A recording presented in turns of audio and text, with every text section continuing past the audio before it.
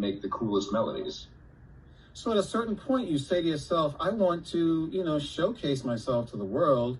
You have a medium, YouTube, and you have the option to try to showcase yourself as a classical musician, a jazz musician, go into a James Taylor vein or go into an Isley Brothers vein.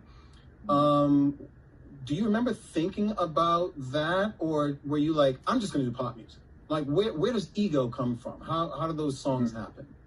Oh my gosh, that was me trying to be a pop act. I, shamelessly, it's okay to want to be a famous person. I wanted to be a famous person. I wanted to be known around the world from even before I went to Berklee. And there's no shame in saying this. It's like I wanted to be known around the world for what I do, and I wanted to inspire other people to do the same thing. I would look at Justin Bieber, going out of a restaurant, thousands of people just flailing over him and being like, I want to do that, but I want to implement what I learned at Berklee, because I knew I was going to Berklee, and I had prior gone to Manhattan School of Music. I want to learn everything about jazz and put it into pop music, because I think that there's going to be a way, everyone's going to like it one day. Everyone's just going to be sick of the A flat, E flat, A flat. They want right.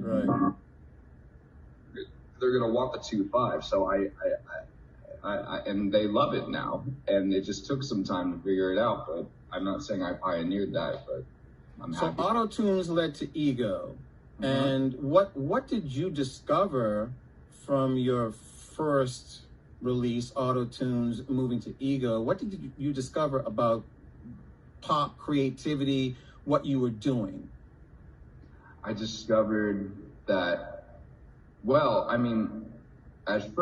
cool about those little Berklee release albums, those bedroom pop albums, is that, yes, I was musically experimenting and figuring myself out, but it reassured me that I didn't have to listen to the radio. There was no Spotify back then, so it was all top 40 radio. I didn't have to listen to the radio and try and recreate what was already popping on the radio, because still to this day, you don't want to do that, because those songs were made probably months or years ago.